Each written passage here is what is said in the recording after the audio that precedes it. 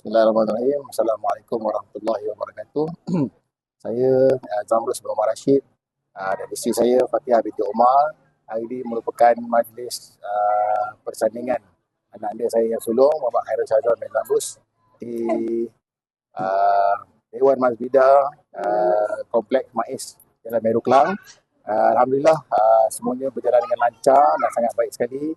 Berkaitan dengan Dewan, sebenarnya malam tadi bila saya datang pun saya dah nampak satu benda yang satu suasana yang sangat suasana yang sangat indah dan pada pagi ini apabila kita diberikan briefing berkenaan dengan cara program dan sebagainya, dan kami dibawa untuk melihat di sekitar keseluruhan kawasan Dewan ini sampailah ke dapur. Dapat kita lihat segala-galanya, tidak ada yang tersembunyi, semuanya dijelaskan kepada kami, alhamdulillah.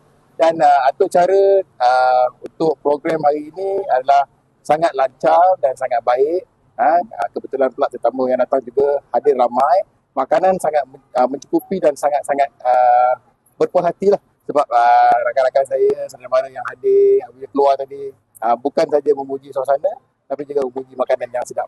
InsyaAllah kalau macam ni boleh lagi sekali lah. Ada lagi 3 orang anak, insyaAllah kalau ada rezeki, kita akan datang lagi ke sini. Saya tanya kepada pengurusan Masbidah atas pengurusan yang sangat baik, dan saya rasa sangat berhati. Alhamdulillah, terima kasih. Assalamualaikum warahmatullahi wabarakatuh.